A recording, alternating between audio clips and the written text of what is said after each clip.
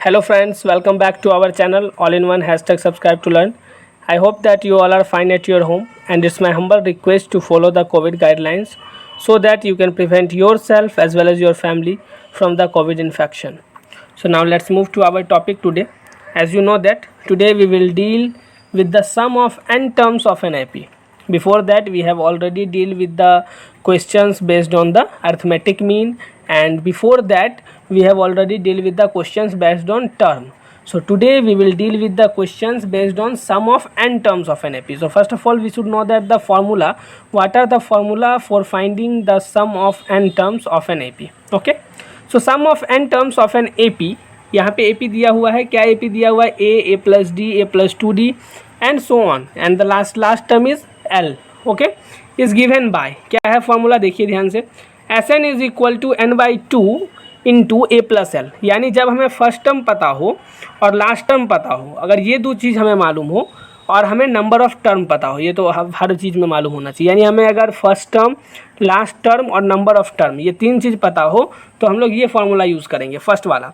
But अगर हमें क्या क्या पता हो वो देखते हैं. अगर हमें नंबर ऑफ टर्म्स पता हो, फर्स्ट टर्म पता हो और कॉमन डिफरेंस पता हो, यानी लास्ट टर्म नहीं पता हो और कॉमन डिफरेंस पता हो, तब हम लोग ये सेकेंड वाला फार्मूला यूज़ करते हैं. ठीक है फ्रेंड्स, आप लोग इस फार्मूला को अपने माइंड में बैठा लीजिए और उसके बाद फिर हम लोग आगे आसानी से क्वेश्चन सॉल्व कर सकते हैं. देखिए हम लोग क्वेश्चन सॉल्व करते हैं. सबसे पहला क्वेश्चन है, ये तो बेसिक क्वेश्चन ही है इसी पे. Find the sum of the first 24 terms of the AP 5, 8, 11, 14 and so on. यानी AP दिया हुआ है, गिवन AP क्या है 5, 8, 11, 14 एंड सो ऑन, और हमें क्या कह रहा है, तो फर्स्ट 24 टर्म का क्या निकालना है, सम निकालना है. तो सबसे पहले देखेंगे हमें इन्फॉर्मेशन क्या क्या गिवन है. तो हमें फर्स्ट टर्म गिवन है कि फर्स्ट टर्म क्या हो गया 5, उसका D हमें पता चल जाएगा, क्यों, क्योंकि फर्स्ट टर्म और सेकेंड टर्म है, तो second term minus first term यानी 8 - 5 तो 3 हो गया. और टोटल नंबर ऑफ टर्म यानी N भी हमें पता है वो कितना हो गया, तो 24. तो इतना तीन चीज़ हमें मालूम है. अब Sn यानी टोटल सम निकालना है हमें. तो Sn का फॉर्मूला पहले हमने लिख दिया, जो हमें फार्मूला मालूम है. उसके बाद हम आते हैं कि हमें क्या निकालना है, तो S24 यानी फर्स्ट 24 टर्म्स का सम निकालना है ना. तो S24 is equal to 24/2 into 2 into A के जगह पे हमने क्या किया, तो 2 इंटू ए का वैल्यू जो कि 5 है वो लिख दिया, और n-1 यानी क्या कि n कितना है 24, तो 24 - 1 और d का वैल्यू 3 ये पुट कर दिया. अब यहाँ देखिए इस 2 से 24 को हम कैंसिल कर सकते हैं 12 टाइम्स में, वही 12 यहाँ है, तो इसमें आप लोग कन्फ्यूज ना हो, ये जो 12 यहाँ है वो वहीं से आया है. और 2 इंटू 5 करेंगे तो 10 आ जाएगा, वो 10 यहाँ है, और उसके बाद 24 - 1 करेंगे तो 23, और 23 इंटू 3, तो यानी क्या हो गया 10 + 69. 69 कहाँ से आया, तो 23 इंटू 3 करने से, तो 12 इंटू 69 और प्लस 10 यानी 79. तो यानी हमें आंसर क्या मिल गया 948. तो इस तरीके से हमें सम मिल गया फर्स्ट 24 टर्म्स का, और क्या मिला 948. तो काफ़ी इजी क्वेश्चन था फ्रेंड. इसमें हमने कौन सा फार्मूला यूज़ किया, तो सेकंड वाला फार्मूला यूज़ किया, यानी ये वाला फार्मूला यूज़ किया. क्यों यूज़ किया, क्योंकि हमें जो यहाँ पे तीन चीज़ गिवन था वो कौन सा था, फर्स्ट टर्म गिवन था. ठीक है, फर्स्ट टर्म के साथ साथ हमें कॉमन डिफरेंस गिवन था, और उसके साथ साथ हमें नंबर ऑफ टर्म्स गिवन थे. तो ये तीन चीज़ जब हमें मालूम हो तो हम सेकंड वाला फार्मूला ही यूज़ कर सकते हैं, इसलिए हमने सेकंड वाला फार्मूला यूज़ किया. चलिए आगे बढ़ते हैं. एक और क्वेश्चन मैंने लिया है. इसमें क्या होता है, कभी कभी जब फ्रैक्शन में दिया होता है, मिक्स्ड फ्रैक्शन में, तो हम लोग कन्फ्यूज हो जाते हैं कि इसको कैसे बनाएंगे. इसीलिए मैंने इस क्वेश्चन को स्पेशली इसमें लिया है ताकि आपको उस कन्फ्यूज़न को दूर कर सकूँ. देखिए इसमें क्या है, फर्स्ट टर्म क्या है इसका 18 + 15 होल 1/2. जब मिक्स्ड फ्रैक्शन रहता है तो हम लोग होल पढ़ते हैं ना, 15 होल 1/2, फिर नेक्स्ट 13, फिर next and so on, and last term is what -49 whole 1/2.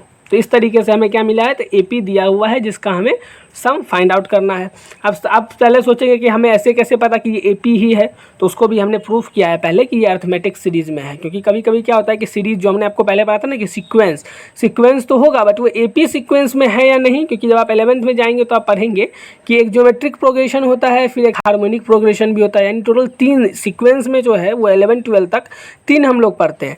एक AP जो कि हम लोग पहले 10th में पढ़ चुके हैं, अर्थमेटिक प्रोग्रेशन, फिर 11th में हम लोग पढ़ते हैं ज्योमेट्रिक प्रोग्रेशन और हार्मोनिक प्रोग्रेशन. ठीक है, तो इसलिए तो पहले हमें ये सिद्ध करना होगा कि यहाँ AP है, लेकिन क्योंकि हम लोग 10th में सिर्फ AP ही पढ़े हैं तो यहाँ AP होगा, ये बात ऑब्वियस है. तो सबसे पहले क्या करना है, इस मिक्स्ड फ्रैक्शन को हम लोग को इम्प्रॉपर फ्रैक्शन में सॉल्व कर लेना है. तो देखिए मिक्स्ड फ्रैक्शन को हम लोग इम्प्रॉपर में किए तो क्या हो गया 31/2. कैसे आया, तो 15 को 2 से मल्टीप्लाई किया 30 + 1 31/2. ठीक, उस तरीके से हमने इसको भी सॉल्व कर लिया तो हमें मिल गया। अब हमें क्या फाइंड आउट करना है, डी, और उसके लिए हमें पहले ये सिद्ध करना है कि अगर कॉमन डिफरेंस सबका एक होगा तब हम लोग ये चीज़ कह सकते हैं कि अर्थमेटिक प्रोग्रेशन में। तो सबसे पहले क्या किया, सेकेंड टर्म में से फर्स्ट टर्म को माइनस किया, यानी 31/2 में से 18 को माइनस कर दिया तो हमें क्या मिल गया, -5/2। और फिर हमने थर्ड टर्म में से सेकेंड टर्म को माइनस कर दिया, दोनों सेम अगर मिलेगा तो इसका मतलब हमें आंसर पता चल जाएगा। 13 में से 31/2 को किया तो हमें कितना मिल गया, -5/2। अब क्योंकि जब सेकेंड टर्म में से फर्स्ट टर्म को माइनस किया तब, और जब थर्ड टर्म में से सेकेंड टर्म को माइनस किया तब सेम वैल्यू मिल रहा है, तो यानी यही हो गया कॉमन डिफरेंस। और इसका मतलब कि जो गिवन सीरीज़ है वो क्या है, अर्थमेटिक सीरीज है, अर्थमेटिक प्रोग्रेशन है। तो इस तरीके से हमने पहले ये प्रूफ किया कि ये एक एपी है। अब हम इसमें एपी का फॉर्मूला लगा सकते हैं। सबसे पहले देखेंगे हमें यहाँ मालूम क्या क्या है। तो फर्स्ट टर्म मालूम है, कॉमन डिफरेंस मालूम है, और नंबर ऑफ टर्म्स मालूम है। नंबर ऑफ टर्म्स मतलब हम लोग मालूम करेंगे, अभी हमें क्या मालूम है, तो अभी हमें ये मालूम है कि n टर्म क्या है, यानी टोटल नंबर ऑफ टर्म्स में से जो आखिरी टर्म है वो क्या है। तो tn पता है, अगर tn पता है तो number of terms find out कर सकते हैं। इसलिए यहाँ फॉर्मूला लगाया a + n - 1 × d = -99/2। तो अब यहाँ पे a का वैल्यू पुट कर दिया और d का वैल्यू पुट कर दिया और n का वैल्यू वैसे ही रह गया। अब ये 18 जो यहाँ पुट किया वो इस साइड आया तो माइनस में, अब दोनों माइनस में है तो एलसीएम लेने के बाद दोनों ऐड हो जाएगा, जो कि हो जाएगा -135/2। ठीक है, अब देखिए ये जो -5/2 है ये भी इस साइड है, तब यहाँ देखिए 2 नीचे नीचे कैंसिल हो जाएंगे। इक्वल टू के, अगर इक्वल टू के एक राइट साइड है एक लेफ्ट साइड है तो हम लोग डिनोमिनेटर से डिनोमिनेटर कैंसिल कर सकते हैं अगर मल्टीप्लिकेशन में हो तो। जैसे यहाँ आप देख रहे हैं कोई भी एडिशन या सब्ट्रैक्शन में नहीं, टोटल मल्टीप्लिकेशन में है इसलिए। और फिर जो ये 5 ऊपर में है इसको भी हम लोग इधर नीचे ले आए तो 5 से कैंसिल हो गया तो यहाँ 27 मिल गया। तो यानी n - 1 = 27, तो n = 27 + 1 यानी n = 28। तो इस तरीके से हमने number of term find out कर लिया इसमें कितना है। तो टोटल नंबर ऑफ टर्म इसमें 28 है और हमें टोटल का सम निकालना है। तो अब देखिए, अब यहाँ पे जरूरी नहीं है कि हम सेकेंड वाला फॉर्मूला यूज़ करें, ये वाला, क्योंकि अब हमें लास्ट टर्म तो इसमें पता है, फर्स्ट टर्म भी पता है, तो क्या ज़रूरत है हमें ये निकालने का। और क्योंकि इस क्वेश्चन आप सोचेंगे नंबर ऑफ टर्म्स क्यों निकाले, तो नंबर ऑफ टर्म्स हम लोग इसीलिए निकाले ताकि यहाँ पे जो हम लोग सेकेंड फार्मूला यूज़ करते हैं, जो फर्स्ट फार्मूला यूज़ करते हैं, सेकेंड फार्मूला यूज़ करते हैं, दोनों में हम लोग को n का वैल्यू चाहिए इसके लिए। ठीक है, तो अब आइए रिक्वायर्ड सम के लिए, तो क्या किया, n/2 × a + l। तो n/2 यानी 28/2 × a + l। तो a + l में आप यहाँ देखेंगे कि मैंने 18 - 99/2 किया है। तो आप सोचेंगे कि यहाँ प्लस है तो माइनस क्यों किया, तो इसको भी मैं यहाँ एक्सप्लेन कर देता हूँ। देखिए 18 प्लस, और देखिए जो लास्ट टर्म है वो है -99/2। तब आप यहाँ सोचेंगे कि जब ये प्लस माइनस मल्टीप्लाई होगा तो वो क्या हो जाएगा, माइनस हो जाएगा, और यही हमने वहाँ पे लिखा है 18 - 99/2। तो अब इसको एलसीएम लेने पे हमने सॉल्व कर लिया तो हमें क्या मिल गया, यहाँ पे 2 से जब कट किया किसको, 28 को, तो वो हो गया कितना, 14। और 14 को जब हमने यहाँ इस 2 से कट किया तो वो कितना हो गया, 7।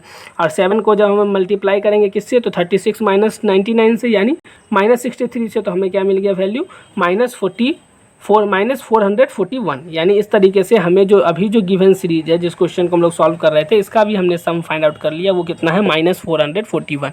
सम माइनस में हो सकता है, उसमें कोई दिक्कत नहीं है। नंबर ऑफ टर्म्स माइनस में नहीं हो सकते, डी भी माइनस में हो सकता है, फर्स्ट टर्म भी माइनस में हो सकता है और सम भी माइनस में हो सकता है। ठीक है, सिर्फ नंबर ऑफ टर्म इसमें निगेटिव नहीं हो सकते। जब हम लोग कोई क्वेश्चन ऐसा सॉल्व करेंगे, आगे करेंगे, तब उसमें नंबर ऑफ टर्म्स अगर निगेटिव आ जाएगा तो हम लोग बोलेंगे ये पॉसिबल नहीं है। ठीक है फ्रेंड्स, आई होप कि आपको दोनों क्वेश्चन समझ में आया हो। तो दोनों क्वेश्चन के साथ साथ सबसे पहले जो हमने शुरुआत में बताया कि सम ऑफ टर्म्स का फॉर्मूला क्या है उसको आप याद कर लें, उसके बाद आप दोनों क्वेश्चन इजीली बना सकते हैं। दोनों क्वेश्चन में कोई खास बात नहीं है।